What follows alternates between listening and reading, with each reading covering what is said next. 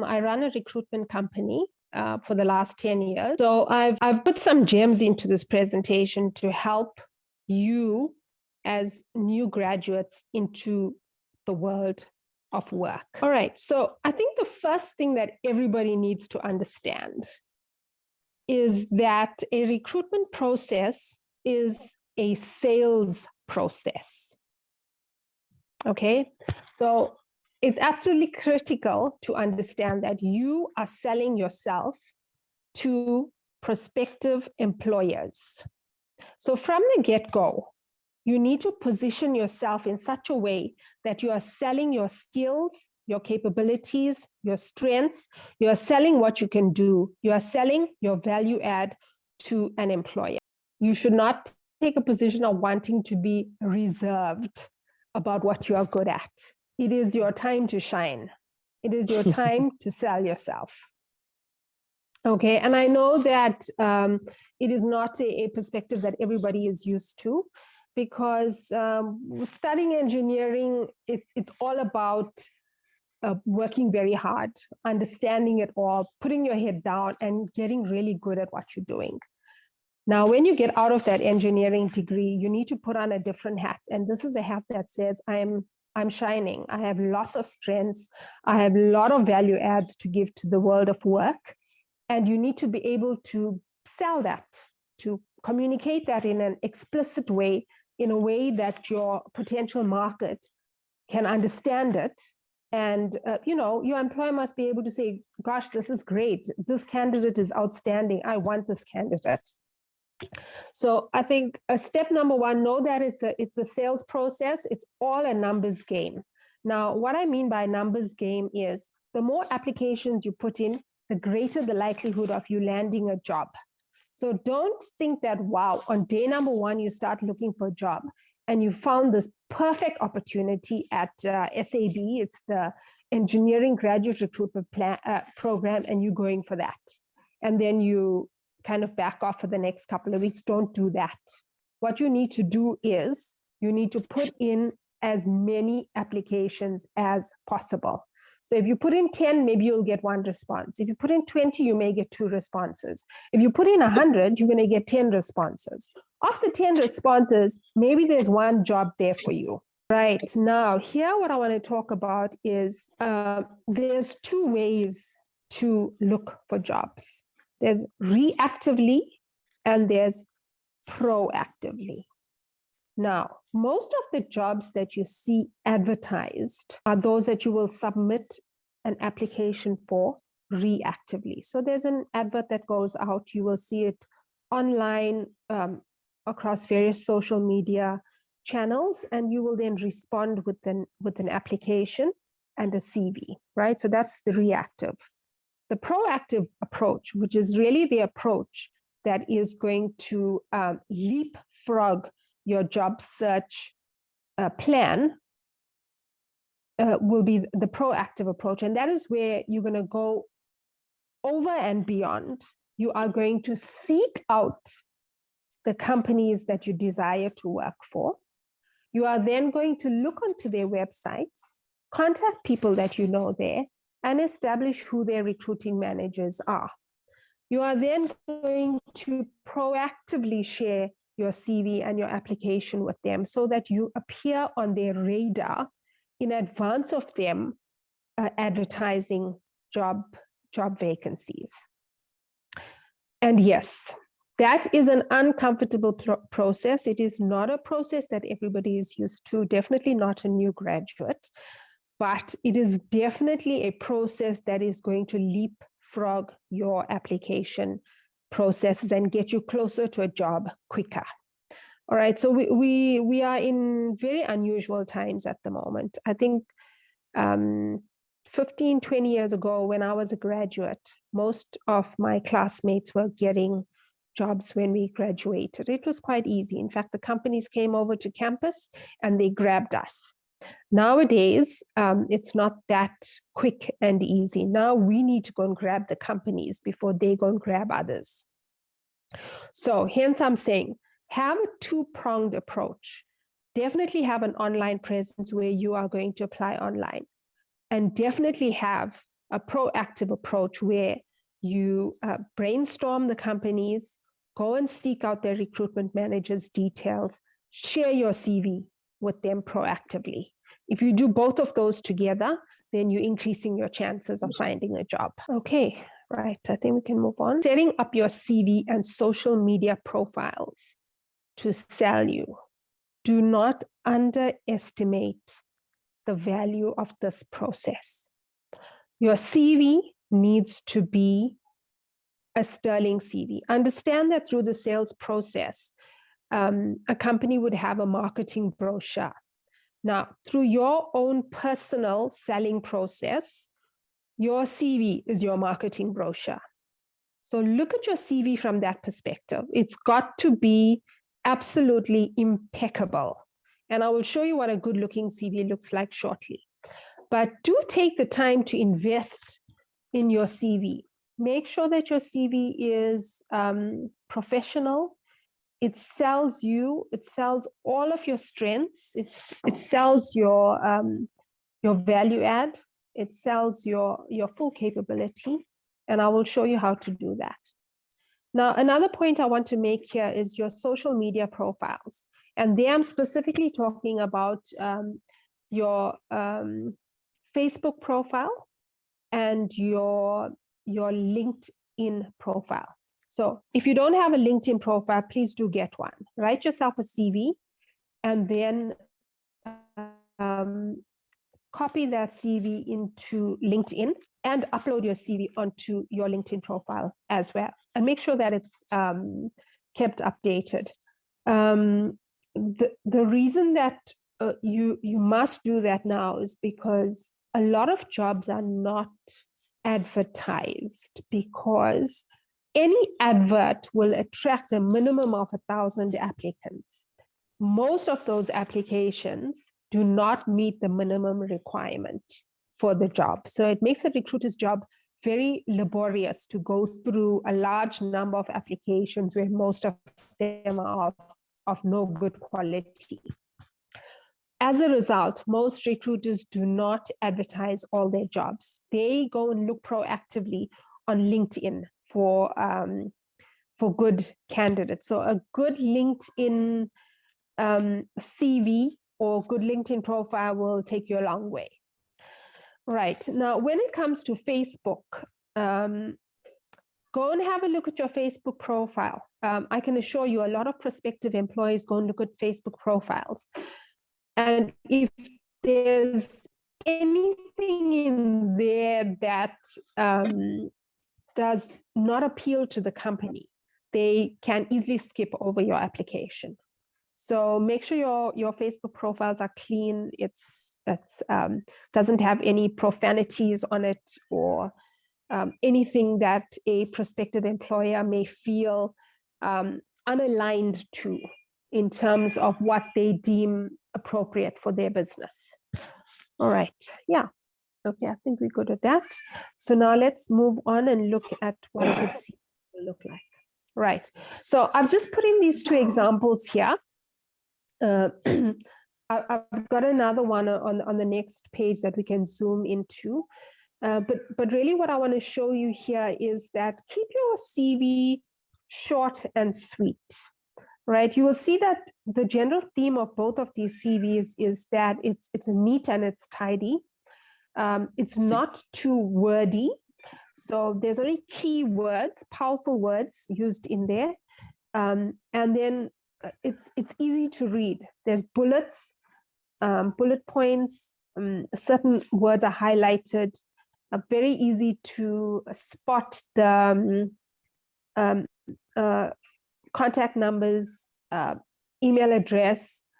If you've got a LinkedIn profile, you put your link in there as well, so that it's very, very easy for a prospective employer to find your contact details and to get hold of you. Also, make sure you have multiple contact details. So not just one cell phone number in case your cell phone gets stolen or lost. Have an alternate number. Put in your email address and make sure you double check all your information. On a daily basis, I find CVs with incorrect cell phone numbers and incorrect email addresses. So make sure that you you double check and triple check all of the information on your CV, right?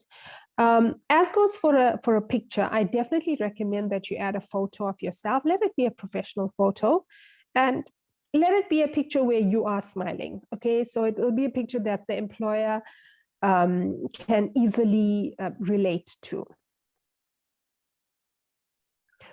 All right, so if we can just move on to the next slide.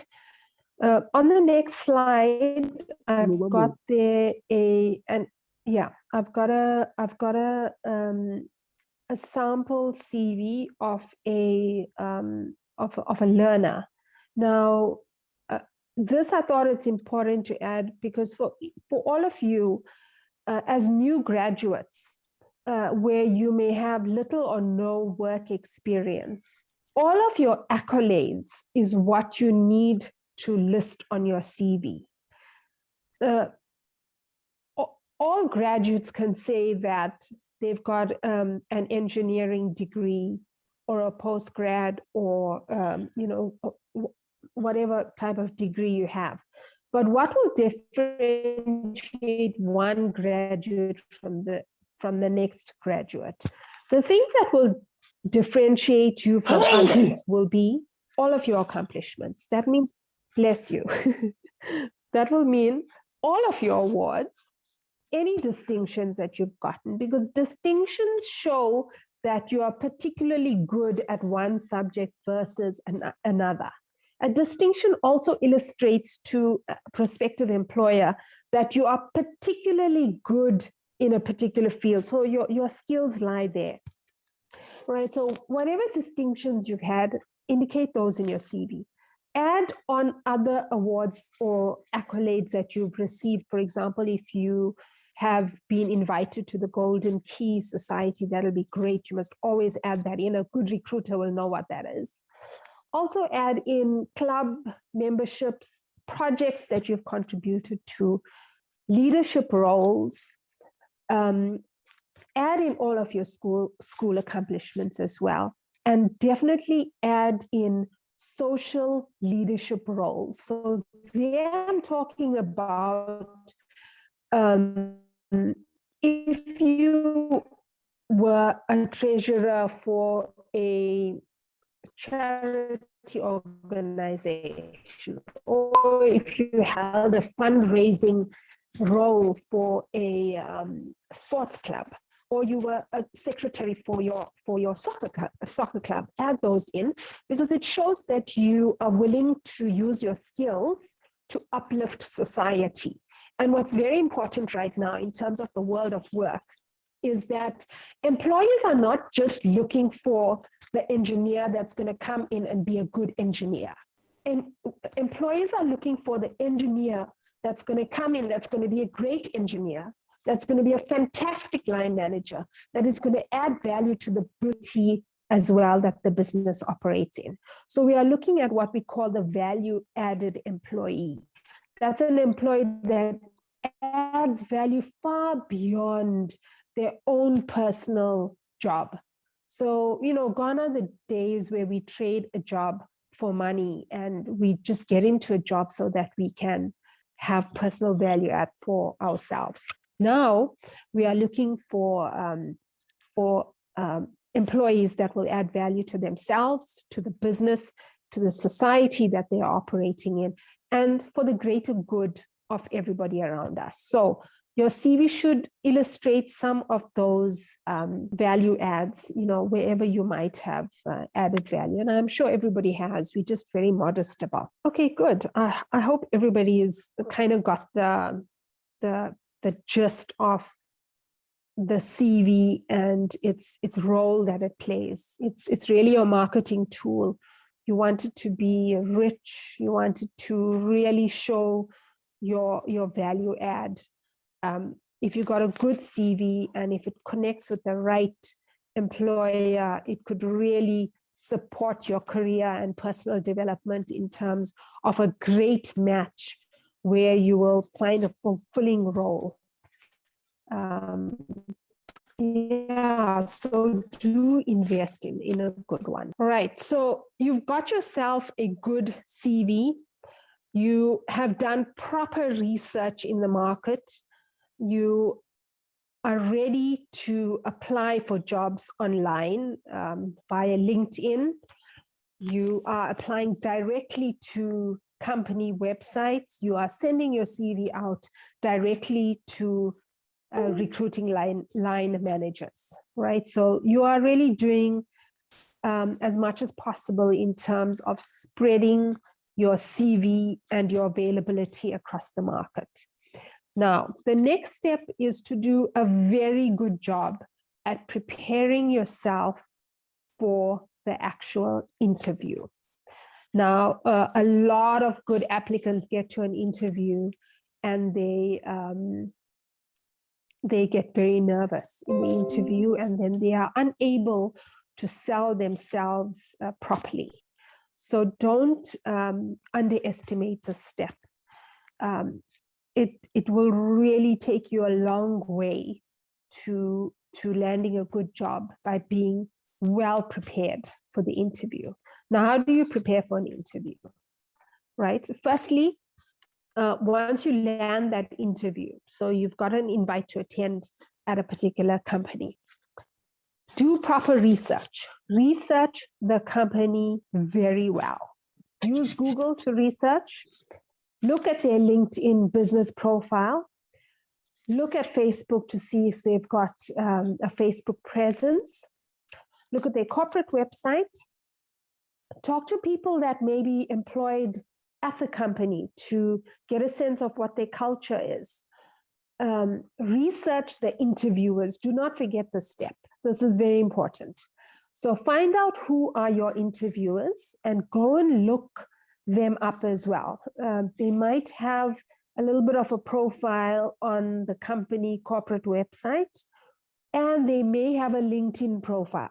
Go and have a look at their LinkedIn profile. You'll be amazed at what you learn from these people's profiles. You might find that one of the interviews shares a hobby with you, a fly fishing hobby or chess or whatever it might be. And that's such a wonderful conversation starter with a prospective employer. And do let them know that you've taken the time to research the company and the interviewers, because interviewers like that.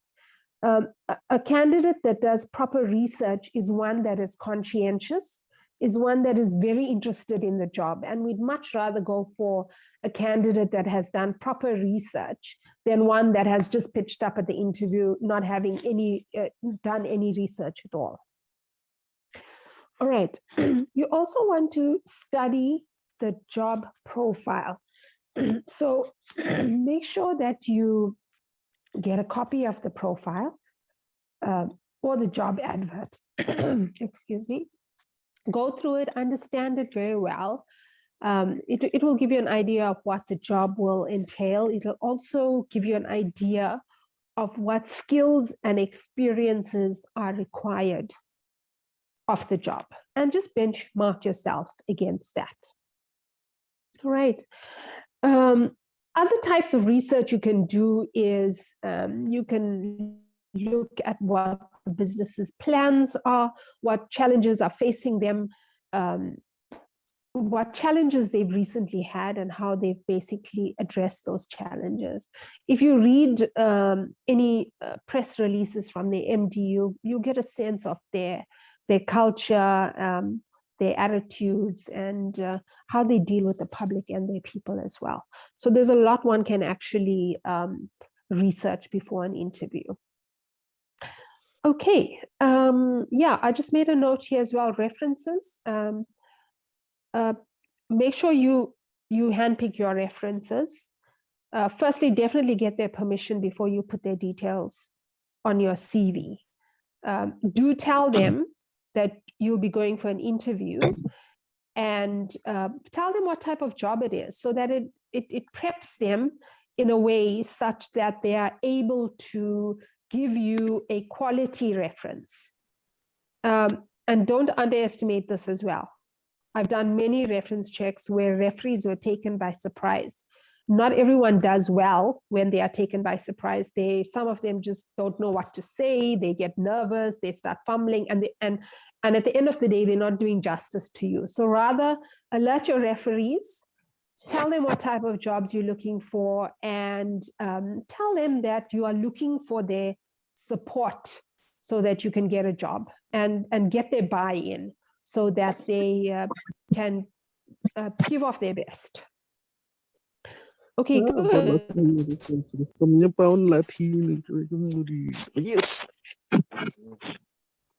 Sorry, okay, Radhika. Apologies for that. I think there might be a question. Okay, sure. What is the question? I won't be able to see. I'm sharing your screen. Student, okay, I'm gonna mute and speak.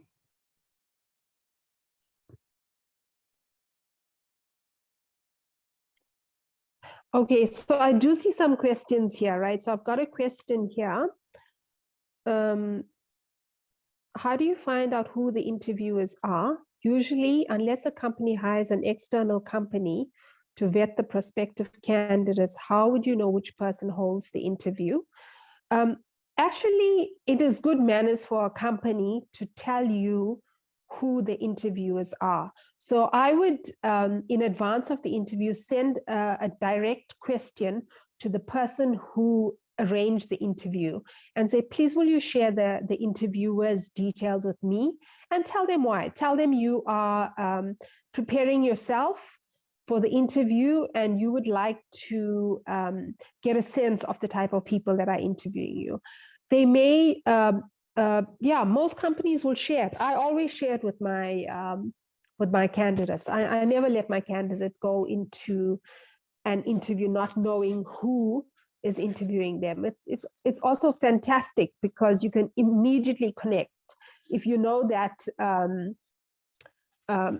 Sam Pillay is going to be interviewing you, you will immediately walk in and introduce yourself and use his name. You know, it's a wonderful way to connect. So it's unfortunate that,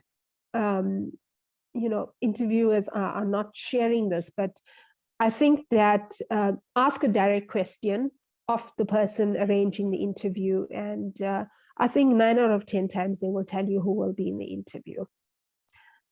All right, I've got another question here.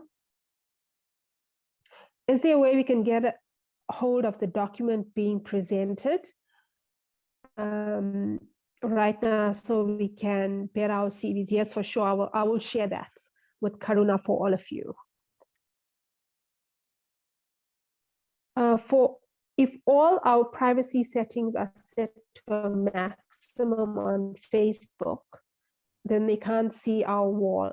No, it won't be held to your detriment. Actually, if they see nothing, that's good.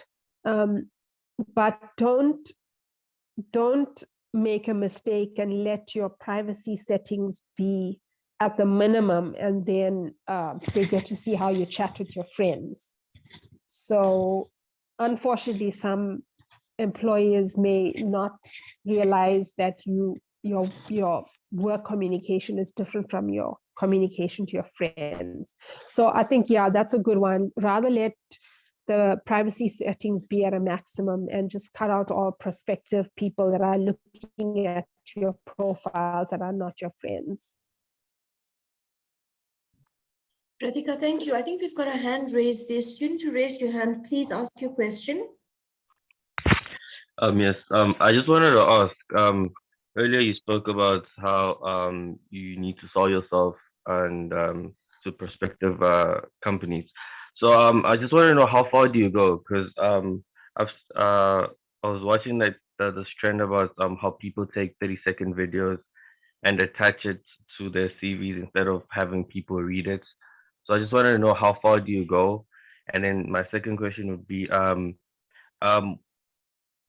with questions for in the interviews, right? I've noticed that since we're in the whole fourth industrial revolution, all that, do the questions surround what's going on currently in the country or around the world? Because I had asked my brother, and he had gone for an interview, and they asked him a lot of questions based on, you know, advancing technology. So I just want to know, do you have to prep yourself around what's happening currently and which direction, you know, the field you're interviewing for is going in? Okay, good questions. So the first question was, how far do we go in terms of selling ourselves? I see that there is now a new trend in the market where employers are asking for 30-second videos or a minute video, whatever it might be.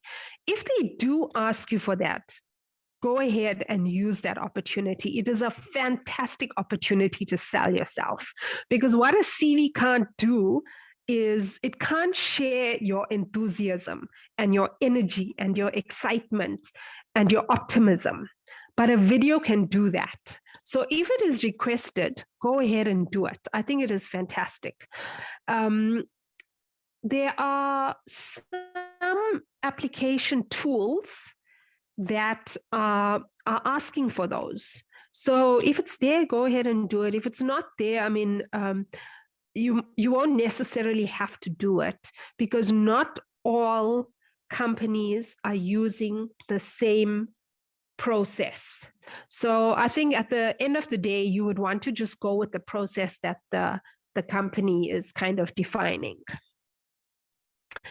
Right. So that was that. But I think to just to recap or summarize, I would rather you err on the side of selling yourself too much than err on the side of caution and underselling yourself.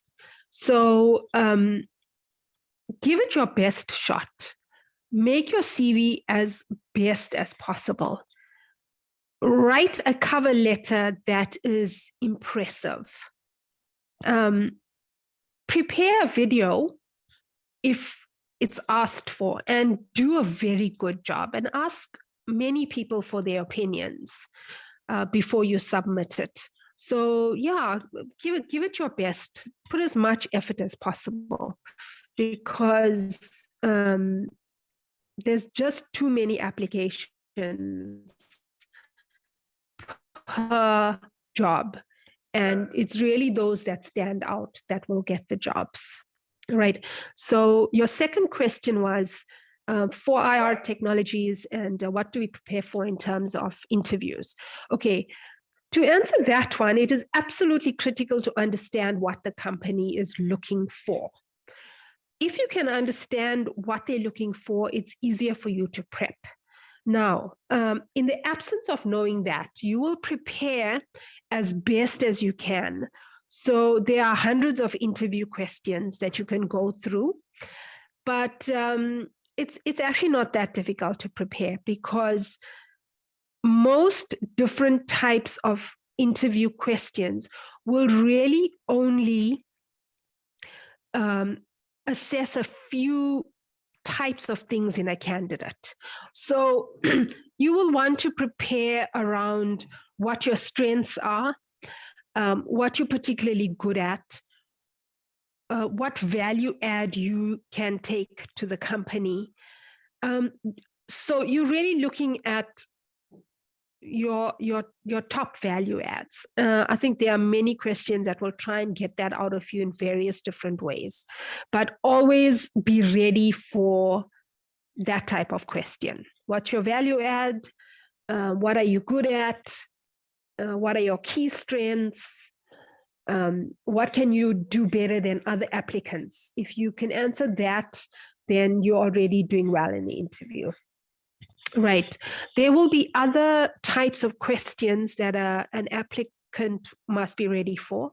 And it depends on the nature of the opportunity you're going for. So if you're going for a graduate recruitment program, the type of graduates that we want these days are graduates that are very smart, graduates that are flexible, graduates that are willing to learn a variety of different things.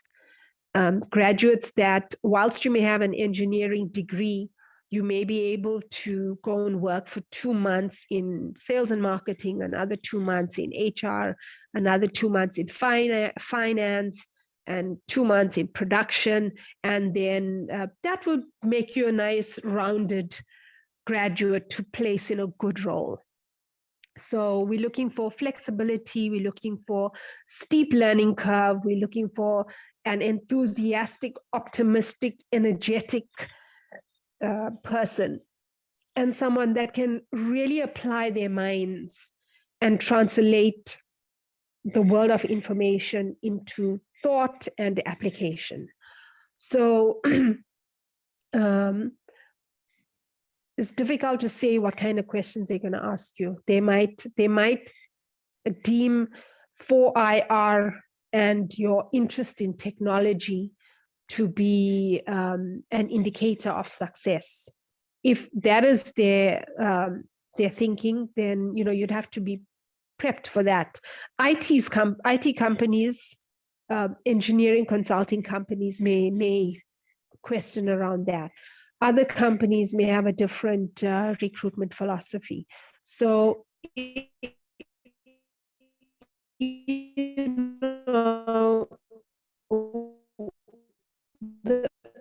person that invited you, if that person can share a picture of the types of questions, they may or may not share that with you. But if you can get any insights as to the process, the recruitment process, that will guide you in terms of the type of questions and how to prepare. I hope that answers your question. No, yes, thank you. Okay, good. Do you want the next slide, Pratika? Yes, please. Let's move on.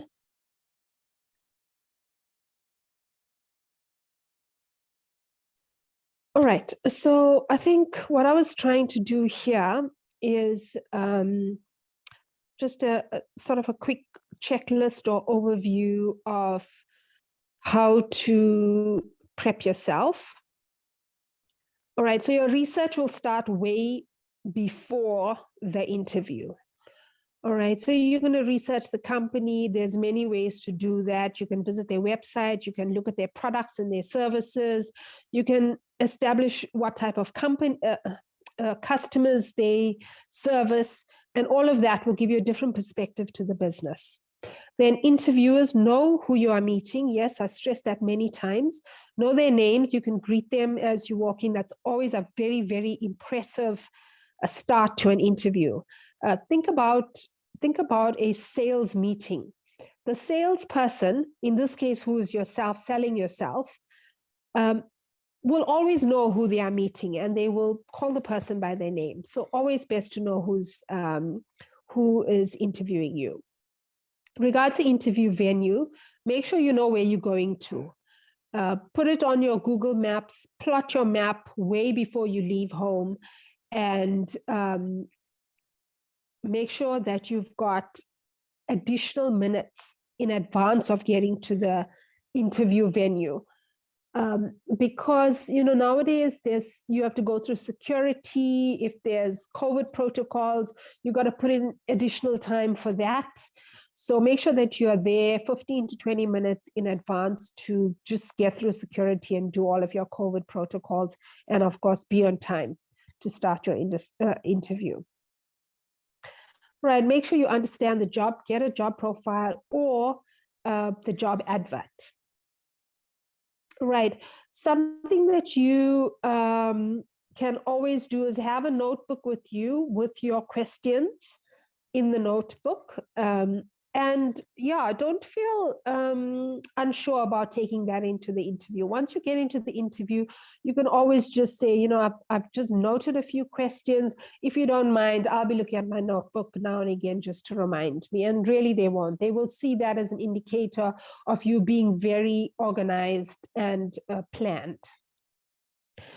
Right, so always just take with you copies of your qualifications, your ID, and any letters of reference if you have them, and take copies of that so that you can just leave the copies with them. So you can always tell them that you've got that, and they are welcome to have it if they need it. It'll just short circuit the process going forward. Okay, we can move on.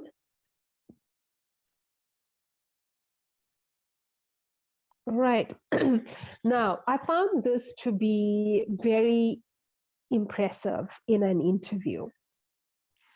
If you really want to impress interviewers, write yourself a little plan. So you've done a lot of research on the company, their customers, their products and services, their leadership, the interviewers, if you could as well. So now you look at the job profile and you match it against where you are at the moment, what skills you have and which ones you don't, and which ones you want to get better at.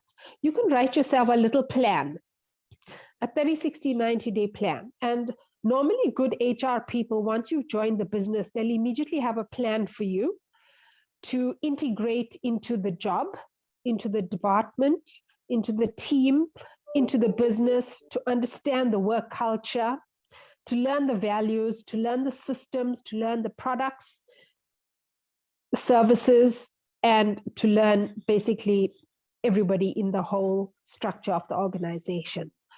So proactively, you can do that for yourself, right? So there might be that when you immediately start the business, you're going to start learning about who your work colleagues are, build some relationships, start networking with the team members right around you. Then you start networking a little further than that. Some key line managers, looking out for a good mentor for yourself in the business, link up with some strategic roles, like maybe the MD, the GM of the business, other key roles, the head of HR, so that you can use these people to support you, to coach you, to learn from, and yeah, take guidance from. So you could add all of that into your plan. So in the interview, remember that in the interview itself, you will be asked a lot of questions, of course. The interviewer will lead that. You must be ready to ask questions yourself. So have a few good questions to raise. If they don't ask you what your questions are, once they are done with their questions, do tell them that you have a few questions you'd like to raise just to learn a little bit more about the business. And then you go for your questions. The nature of the questions will have the effect of impressing the interviewers, because it will illustrate how much of research you've done. It will illustrate that you are very conscientious, and it will also illustrate your level of interest in the job. So do have a few punchy questions ready for the interviewers. Also, do tell them that you've taken the liberty of preparing a plan for yourself, because you're planning for success and you are setting yourself up for success. And you therefore have a plan that will ensure that you integrate well into the business and that you start upskilling from minute one. And yeah, you could, of course, tell them that you'd like to share that if they are so interested. Otherwise, you could say that it's a plan that you want to use to integrate with the plan that your line manager might have to onboard you. Either way, let them know that you've got a plan to set up for your own success. Right, I think we can move on. Right, now, very important. You need to do some practice interview questions, right? I mean, there's millions of interview questions. You can Google those. I do also have quite a few, which I can share with Karuna as well. Now, the idea is not to just read through them. Interviewing is a skill, like riding a motorbike, right? The more often you do it, the more you refine your skill. So the idea is to get these interview questions and get someone to hold a mock interview with you. So you will practice these interview questions over and over again until you are ready for any and every type of interview question, right? And try and do mock interviews, firstly with your colleagues. You can do it with your siblings, you can do it with your parents, you can do it, of course, if you can get recruiters to do it with you, that will be even better, because they will be very critical, and it will allow you an opportunity to really, really leapfrog your interviewing skills. And then, of course, go for easy interview questions, and then go for really tough interview questions. Will be something like, you failed on a project. How did you set yourself up for failure? And how did you work through that? Okay, so this is going to take you a little bit of skill, where you're going to have to admit that you didn't do a great job because of X, Y, and Z. It'll also show the interviewer that you are able to introspect enough to know when you have not done well. You can see yourself not doing well. And you are most importantly, you're able to pick yourself up and do a better job next time. So don't only stick with the easy questions like, what are your strengths? What are your weaknesses? What is your 5-year plan? What are you really good at? No, those ones are good. You need to know how to answer those, but also the tough ones. What have you failed at? Why did you fail? Have you tried again?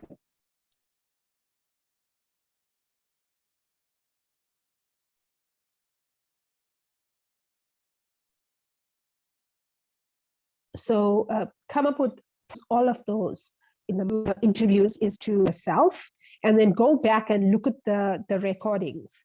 You will be amazed at how much you learn from yourself by looking at the recordings. But do the mock interviews, very important.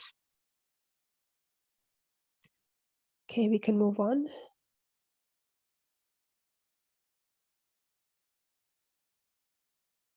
All right, so what I've done here is, okay, so I think in an interview, in the actual interview, always arrive there with the thought that the interview is a two-way process.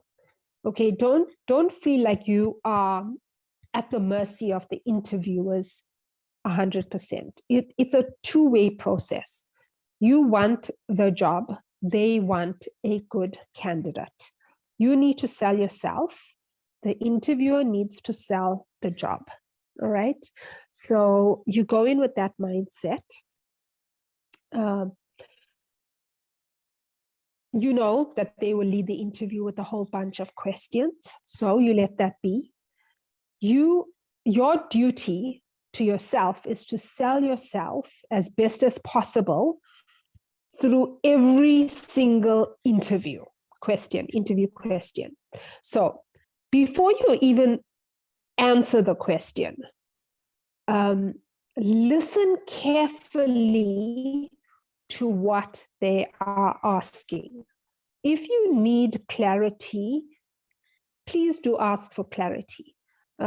Ask them to repeat, or ask them, are you looking for this? Or, just be sure that you know exactly what you are being asked of, and then you answer.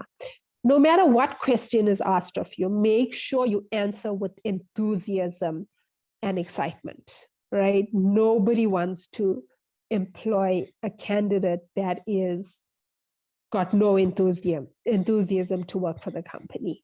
So be sure that you're answering with excitement, energy, and enthusiasm, right? Make sure that you are not waffling. Know exactly what you're going to say and answer precisely. Give them what they want.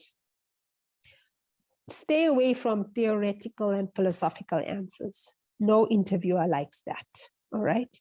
If you feel by reading their body language that you may not have answered them thoroughly, then raise it with them. Say that, am I giving you what you want? Do I need to tell you more? Or was I clear enough? And they'll give you an idea. They will tell you, no, tell us a little bit more about this, or I think we've heard enough about that. Can you elaborate a little bit more on that point?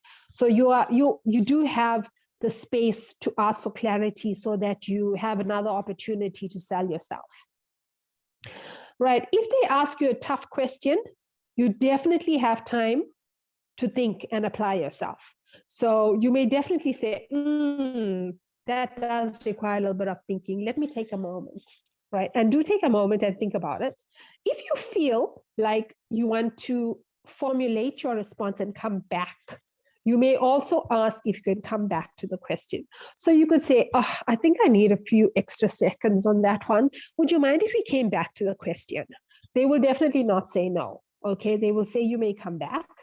However, you must definitely remember to come back. It will be up to you to remember that, not the interviewer. So right at the end, be sure that you come back and be sure that you give them your response to that question. Right. And I think, just as general guidance to answering questions, always have a few good examples of where you've done very well. So in your case, as a new graduate, you might have worked on a design project where you did very well. You excelled in terms of the marks. You impressed your lecturers, your team members, and you even impressed yourself, right? So definitely use that as an example. Have that as an example. And when you give examples, you must give thorough, wholesome examples. So I mean, include the whole range of activities that you went through to deliver on the project. So you would start by saying, this was a project I needed to do. I had to do a lot of research. I researched in various places. I researched on the internet. I interviewed people.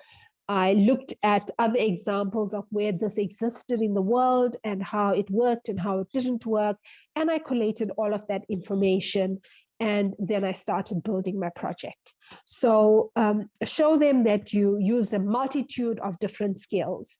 You did research online, reading academic research. You did some interviewing of people. You also did some observation of how this particular thing actually exists in the real world. So you want to show them that you used a variety of different techniques and you are very thorough. You research from various different perspectives so that you got a holistic view before you started designing your own project, and you got great results. And that was results that was given to you by your colleagues, by your friends, by your lecturers, and so forth. So yeah, I think that would be an example of good work. So think of any project where it required a multitude of different skills and you did very well. And you must then be able to explain what the project was and detail exactly what you've done step by step to achieve good results, and why then you think that the results were actually good as well. Right. That will always help you in any interview. Okay, I think we can move on.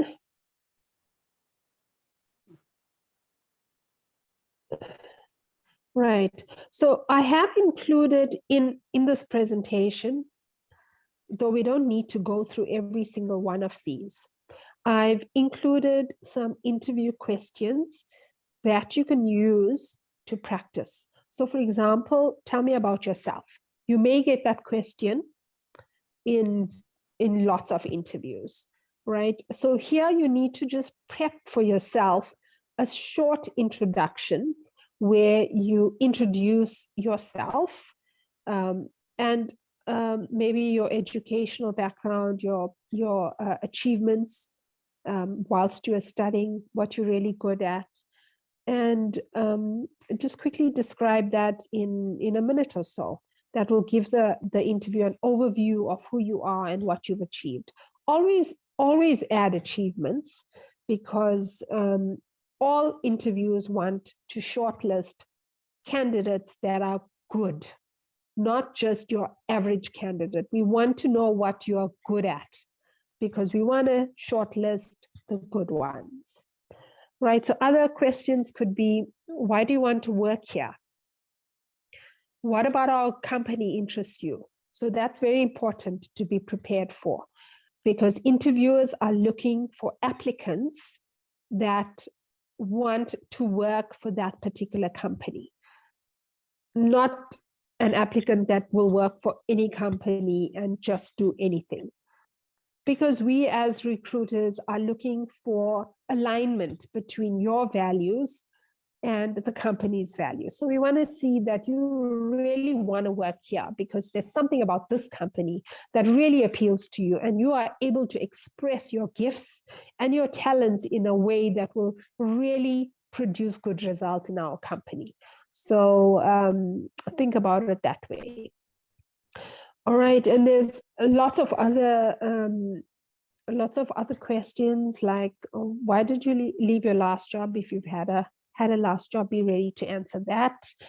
And I think the slides to come also have quite a few more different questions, and just a couple of ideas on how to prep yourself to be ready with a good positive answer. Even if they ask you a question that you may feel is bringing out a bit of negative information, you need to be able to fine-tune your communication and present it in a way that it brings out the positive in the situation. Okay, so I think we can move on.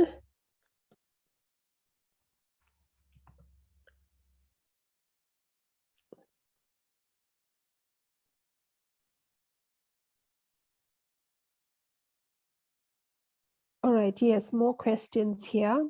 What are your best skills? Okay, you definitely need to know this. Do you all know what your top skills are? I really like to know.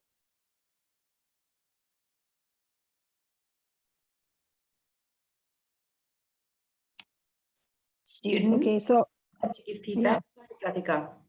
Yes, for those of you who are listening in, Pratika, as a specialist, can ask questions. If you please do share with her.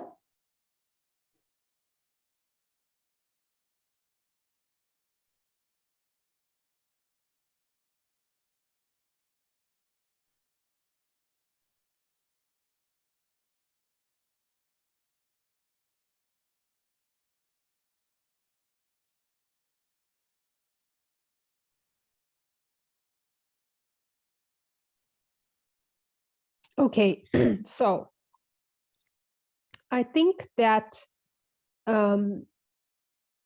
it's absolutely critical. I can't over stress this. You need to know what your top skills are, and you need to know what you are good at. You absolutely need to know that to be able to effectively sell yourself in an interview. So if you have an idea, good, that's a good start. Go and apply your mind to this, and be sure about what you are really good at.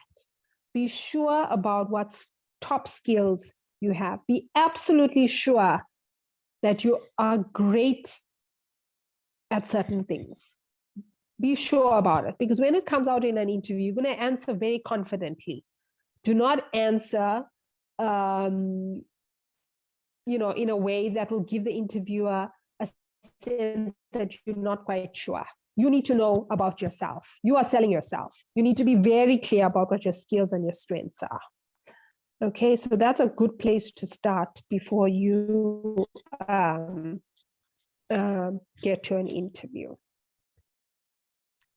Okay, I think we can move on.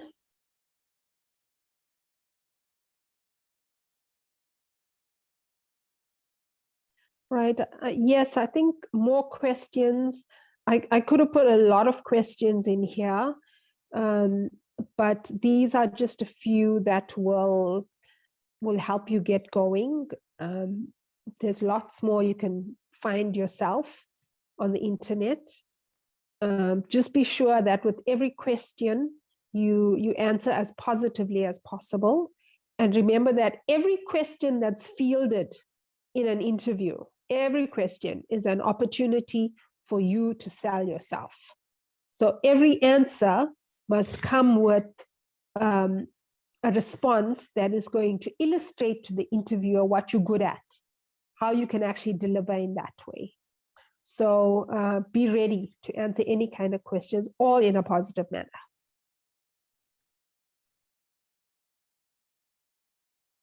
Okay, right. Right, oh yes, okay, so do have a few questions ready to ask the interviewer. So I've just noted a few here, but of course, you know, there can be quite a list of these as well. But an example of a few of them are, what are the immediate goals for the role? Now, this is an important question because this will give you an idea of exactly what you're going to have to deliver on in the short to medium term. What qualities are you looking for in your ideal candidate? Right, that's also a good question because it'll give you an idea of how close you are to what they're looking for. What are the current challenges the business is facing? That's a good question as well. It'll give you a sense of how the business is doing and how you can support with those challenges. Right, what are key success factors of your top performing employees? That's also a good one because it'll give you an idea of the culture and the nature of people that they employ that do well in their business. And of course, there's a whole lot of other questions as well. You could ask, what are the company's values? How does the company keep their value system alive? What's the culture like? Do they have any formal tools that measure their culture? Well, you can come up with quite a lot of questions there, but the questions will indicate to them your level of interest in the business. Okay, so I see some questions coming through. Let me go look at the questions. How are we doing for time? Radhika, you were actually sitting on the lunch break, so you've way exceeded it, but it's so much fun listening to you, and I know that the students that are here actually want to hear everything you're saying. So yes, please carry on. Okay, carry on. Okay. All right. So I'm just going to divert a little bit and just to check to see if we've answered all the questions.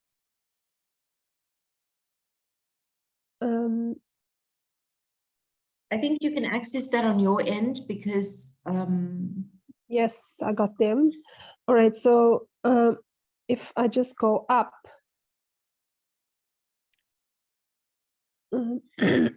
do they check other social media outlets as well, like Instagram? If you have a YouTube channel, maybe. Look, I think that with the way social media is these days, and recruiters are social media junkies, because this is where we advertise all our jobs and we want to go where the applicants are going. So I think to be safe, the answer would be yes. Recruiters can look at any of that. So I'm glad that I've created the awareness. I think that if you don't want your channels, then you must just, or just adjust your security settings so that only your friends can see what you want them to see. But it is true, applicants do get their Facebook profiles looked at. It does happen, so just be aware of that. All right. What salary should we put on an application under expected salary? Shows you value yourself, usual, so that you're considered for whatever salary the company is looking to give. Well, look, it's always good to look at what salary the job is advertised with. So what I know for sure is my clients will tell me what they want to pay, because they are big companies and each job comes with a salary range. So all jobs that I advertise with the salary. And I do that because I don't want to attract somebody that is too expensive or underpay someone, even though they might be coming from no job or a lower job, you know. So we advertise the job with a salary. Expected salary, when I ask this question, I preface it with the job is advertised to be paying 20,000. What sort of salary are you looking for? So, you know, you will know immediately that we advertise the job with a particular salary. There's no point saying I want 50,000, because 50 and 20, there's a big gap. And, this company won't pay for that job 50. Otherwise, they would have advertised it at a higher rate. However, if there are jobs that are advertised without salaries, I think it is fair and reasonable for you to say that I'm looking for a salary around about this mark, but be very sure that the number you're looking for is reasonable and fair. So, it would be worth your while to scan all of the jobs in a particular category and look at what's the going rate. So in the case of a graduate job, I'm sure you'd get graduate jobs between 15 and maybe 25 or thereabout. So be sure that what you're asking for is reasonable. If it is unreasonable, they're going to think, oh no, this person doesn't do research, or they've got unrealistic expectations, or there's a gap between what the market is willing to pay and what the candidate is bringing, because that's really what we look at when we pay. We look at what the person brings and what the market is willing to pay, and a meeting thereabouts. So as a general rule, I don't discuss salary until the person is about to get a job offer, but the person needs to know around about what salary is being offered, so that you can decide, hey, I can work with this or I can't work with this. I want to apply for it or I don't want to apply for it. But I think it's always good to have an honest discussion with the recruiter. I believe in that. I don't play any salary games with anyone.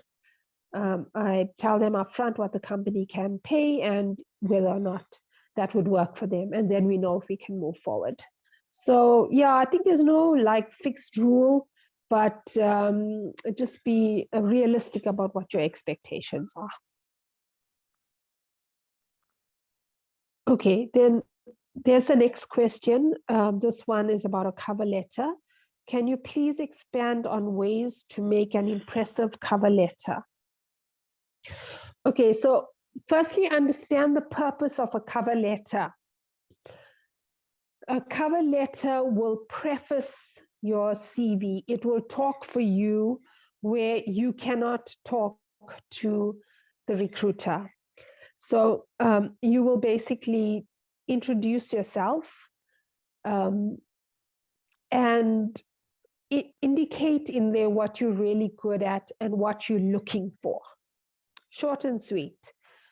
The most important thing about a cover letter is that it will illustrate to the reader your personality. A CV doesn't show a personality, or let's say it shows a limited personality. The cover letter will give the reader an idea of how you think. Your optimism will come through, your enthusiasm to work for the company will come through, your good manners will come through. And that's so important these days. You want to introduce yourself and give a brief overview of who you are and what type of job you're looking for. Your CV is not going to say that. So you'll say, I'm looking for a graduate opportunity where I would love to express my unique talents and gifts, which are 1, 2, 3, 4, 5. And I'm really looking for an opportunity where I can add value to a company as much as I can add value to my personal growth. Now, that last point is very important because a lot of new recruits in the world of work don't realize that an employment relationship is 2 ways. It is not 1 way. You are not getting paid to go to a company so that you only gain or the company gains exclusively. It is a relationship where both parties will gain and both parties will thrive in a good relationship. So you want to be able to say that in your cover letter, that you're looking for an opportunity where you can add value and grow the business, but also add value to yourself and invest in yourself. And in that way, both the company and yourself will benefit from a good relationship. And any recruiter will find that very attractive. Right. All right. So another question from Gaddafi. Do companies also interview over Zoom? Should you use a fake background if they do that? So lots of companies are doing interviews over Zoom at the moment. Excuse me. Right, so I think majority of companies are now doing Zoom interviews. So be ready for a Zoom interview. Now, with the Zoom interview, a fake background, what do you mean? Like, I think you should have a plain background, not a busy background. So if you're doing it at home, maybe just a clean wall behind you. There shouldn't be too many pictures or things to distract the interviewer. So a neat background with minimal disturbances would be fantastic. But more important than that is make sure you got a private space to do the interview in, so that you can answer confidently and clearly when the interviewer raises questions. Right, so with the Zoom interview, dress like you would for a normal interview, dress up for the interview. Be on time, be early, test your technology. A lot of candidates forget to test their technology. Make sure that your speaker is working clearly. Make sure that your video is working clearly. Make sure that you are in a space where your internet signal will not drop you in the middle of the interview. Have all of those basics in place, and Zoom interviews work very well. They are actually very good. So be ready for your Zoom interview and also be ready for your face-to-face walk-in interview. Right, so here's another question. Will all recruiters ask for our full academic record? If we have a few repeated modules, how badly will that hurt us? How big a factor is the aggregate we obtained within the recruitment process? Okay, so not all recruiters ask for a full academic record. Some recruiters will ask for it. If we have repeated modules, will it, well, it may or it may not. I personally don't hold that against a candidate. I think certain degrees, like an engineering degree, just to get the degree is such a huge accomplishment, given the process that you guys have to go through. So no, I don't see that to be to be held against you. I don't think it will hurt you, and I don't even think that it will hurt you. It shouldn't, and it mustn't. Big factors, they agree to recruit those with the highest aggregates, but a company that is mature won't necessarily always do that. They will look at the whole individual. So a lot of companies are doing this now. They're looking at the whole person, not just your aggregate. You are not only your aggregate. You are more than that. You are your emotional maturity. You are your experiences. You are also in part your aggregate, but there are always reasons as to why you performed in the way that you did. So if a company is excluding you only because of aggregate, then just take the regret gracefully and move on to the next company. There's not much you can do in terms of challenging the company to say, no, we don't like your recruitment process.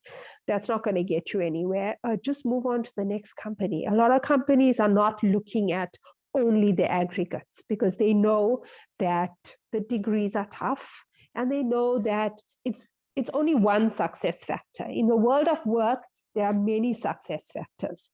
Other success factors is how you relate to people, your interpersonal skills, and that they're going to see in your interview.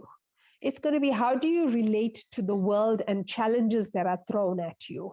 So that too, they will try and find a way to assess how you deal with the problem solving, how you deal with challenges, how you deal with conflicts. They will give you those through the process to deal with. So I think to answer the question in a short way, yes, academic records may be requested. In most cases, it is my belief that it is not the only factor that recruiters will consider. They will also consider other factors. Therefore, you must prepare very well for your interviews so that you can show them that you can problem solve, you can deal with challenges, you do have interpersonal skills, and you can relate to people of seniority, you can relate to clients and so forth. So it's more than just your aggregate. Okay, I think I've answered all of those questions. Right, so now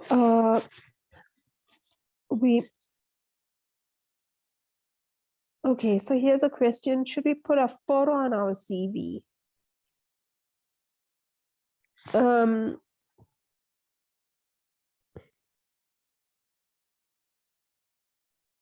Should we put a photo on our CV? I would say yes. CVs with photos on them attract more attention because people in general like to look at pictures versus words. So studies have shown that CVs with photos get better attention. But if you're putting a photo on, make sure it's a professional photo. It must be a picture of you in smart attire that you would wear to work. So you must look the part of an employee and not a student. So yes, put in a picture, make it a professional looking picture, have a little bit of a smile there so that the person reading your CV can easily connect with you.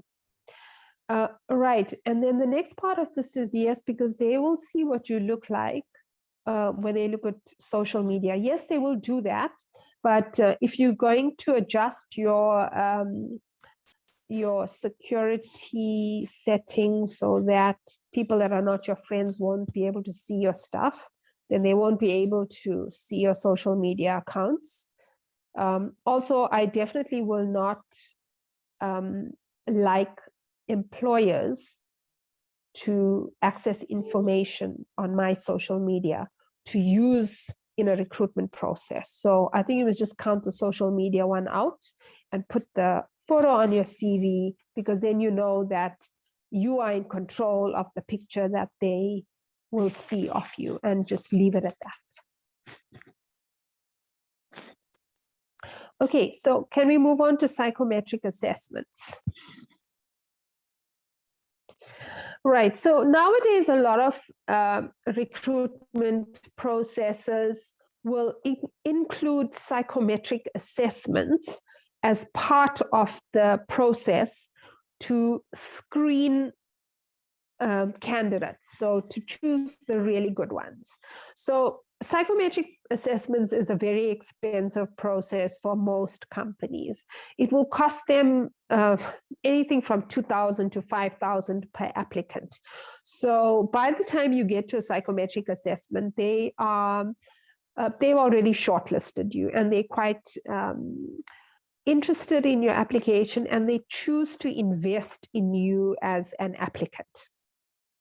Now, a psychometric assessment is basically a tool used to quantify and measure skills that you have. So it's skills, knowledge, abilities, capability, your potential, and your personality. So the psychometric assessment will include one or a few of those, right? So the types of the assessments, it'll either come in the form of an assessment center, so they'll invite you for 4 hours or 6 hours, and there'll be a variety of different assessments. It could be interview assessments, it could be role plays, it could be online questionnaires, or a mix of all of those, right? There are also aptitude assessments and behavioral assessments. So aptitude will measure specific skills like verbal skills, written skills, numeric skills, mechanical skills, and so forth. Behavioral is how do you behave and how do you relate and interact with other people. So companies will choose a basket of goodies that will support their culture and their skills needs. Right now, common types of assessments. Personality assessments. You must be ready for personality assessments. And one way to be ready for personality assessment is to understand and know yourself very well. Right. So if I ask you, do you know what your top personality traits are? You must be able to describe yourself. So for example, myself, I can tell you that I'm a borderline introvert, extrovert. So in some circumstances, I'm an introvert. In other circumstances, I'm an extrovert. I can relate to people and work with them. I can also work very effectively on my own. And that's what a introvert extrovert does. If you're an introvert, you work more efficiently on your own. You don't have to check with anyone. You don't have to bounce off ideas. You're doing that all with yourself. And you're very quick because you don't have to double check and get a sense test from other people. And you're not thriving on anybody else's energy. Whereas an extrovert loves working with other people and becomes more effective in a group environment, right? So understand your personality. Are you an introvert, an extrovert? Are you optimistic? Are you analytical? What are your top personality traits? Know it, right? And a good way to do that is go online and look for free personality assessments and go and complete a few of those. The process of going through those assessments will help you to learn about yourself. Right. Problem solving, you will often get problem solving assessments because all employees want people that can solve problems and not bring problems.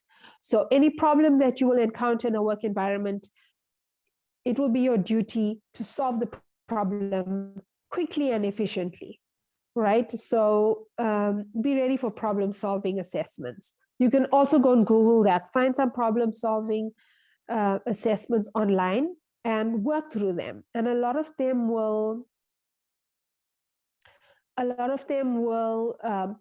paint you a picture. So the picture could be a problem statement, and you would then have to provide a solution. Now, I'm going to give you a good tip here with problem solving. All employers want holistic thinkers, right? So you'll find that your natural style will be maybe very analytical.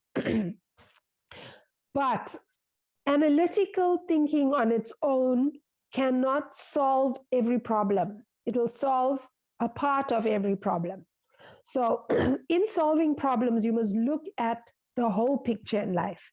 Look at the impact on the business, look at the impact on its people, look at the impact on the environment, look at the impact on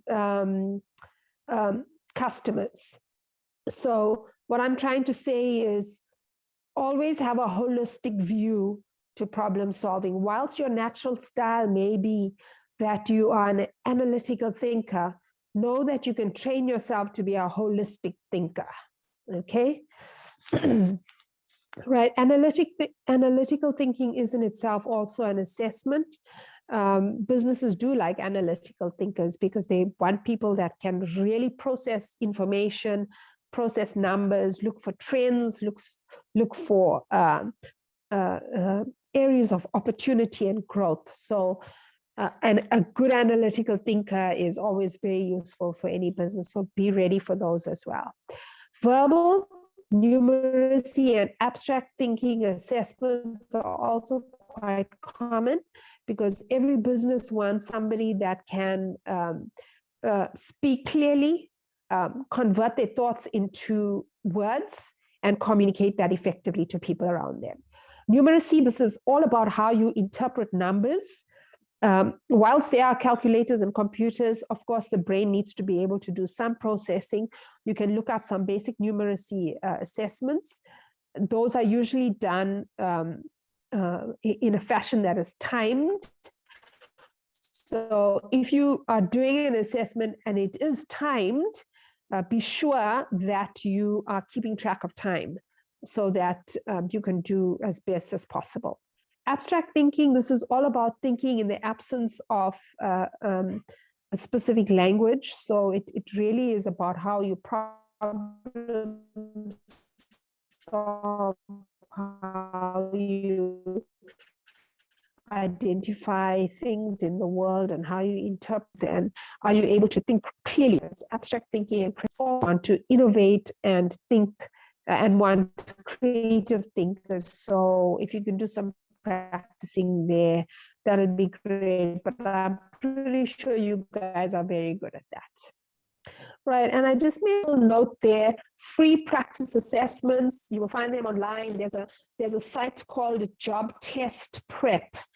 There's a whole multitude of different assessments that you can access to go and practice.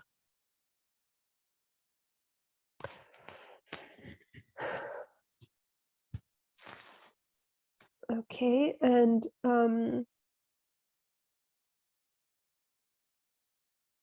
okay, so I see there are some new questions.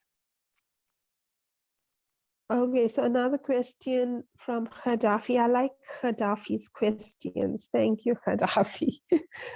A lot of these criteria seem highly subjective. People can fake the required personality type through the process to try to get the job. The candidate will say what they think they want to hear. How do you defend against that? Okay, what I have to say about this is that the psychometric assessments are very clever in that they have checks and balances in the actual assessment. So, you know, there's some people that will want to fake good. Fake good means they want to show themselves off to be better than they actually are. So there are checks and balances against that. So the best thing to do is not to try and, you know, be something that you are not. Be something that you are. Be real about who you are. And you will then, through that, attract the right kind of job. in fact, a good recruitment process, the whole process, which will include a written application, interviews with multiple people, not just with one. So the whole element of subjectivity is addressed through the interview process, where there's a multitude of interviewers across disciplines. So some of my clients, for example, would use a panel interview system that will include an HR person like myself, who's also a psychometrist, and will include line managers. It will include specialist engineers, and it could also include maybe a graduate that has gone through the program the year before. So you have a multitude of different people, all of them looking at the same candidate from a different perspective. So those kind of things will try and address the subjectivity that may lie with just one person controlling the whole process. Another thing is, where you've got a seasoned recruiter and a mature recruitment process, there will be checks and balances through the whole system. So, for example, your outcomes of the psychometric assessment will be linked with the outcomes of the interview and will be then taken into a final interview for clarity purposes if needs be, and can also be even linked to the reference checking. So I think that whilst a recruitment process can be subjective, definitely, I can't say that it can't. It can definitely be subjective. There are processes in place to make it as fair as possible. And I think you as a new graduate must do your part. Your part is understand yourself very well. Know what you are selling. Know your strengths. Be honest, forthright throughout the process. Give it your best shot. Be very thorough. Do all your research and know what you want.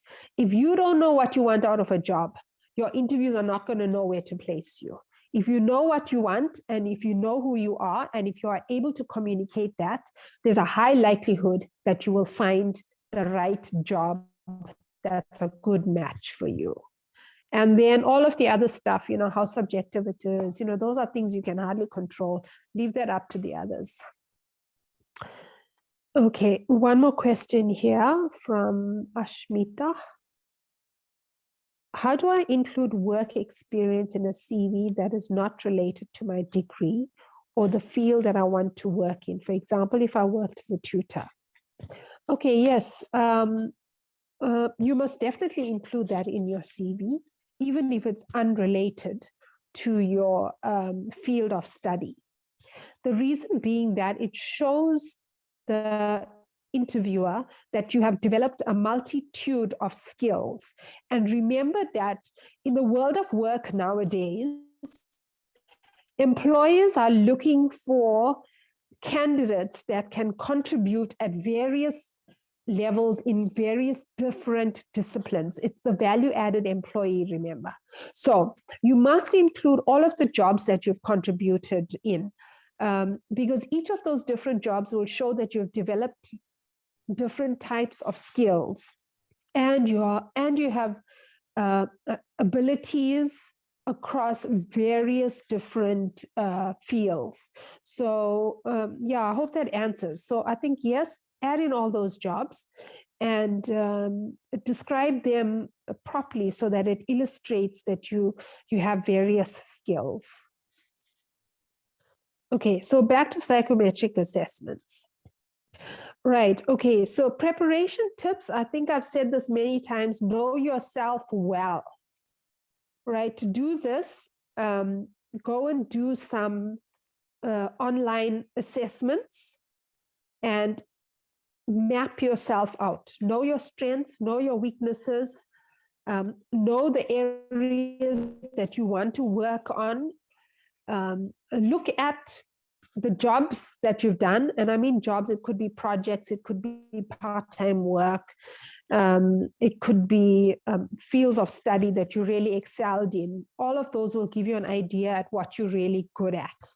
Write it down, know what you're good at, know exactly where your strengths lie, and you will see that if you link your strengths with what you've done well in, you will see that that is where you draw most of your successes from. So know yourself well.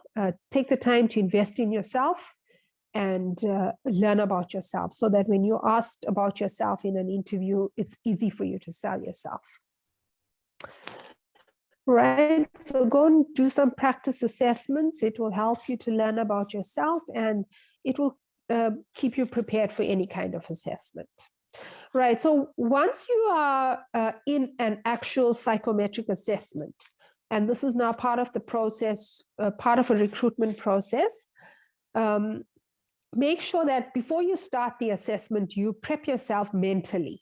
So arrive at the assessment feeling relaxed, calm, steady in your mind, knowing that you're going to go through this assessment and do as best as possible. Right, so it's not going to help you if you didn't sleep the night before and you arrive there with, sleep deprivation, or you partied all night and you're just going to go through this and hope for the best. No, have a good night's sleep, be relaxed, and be confident.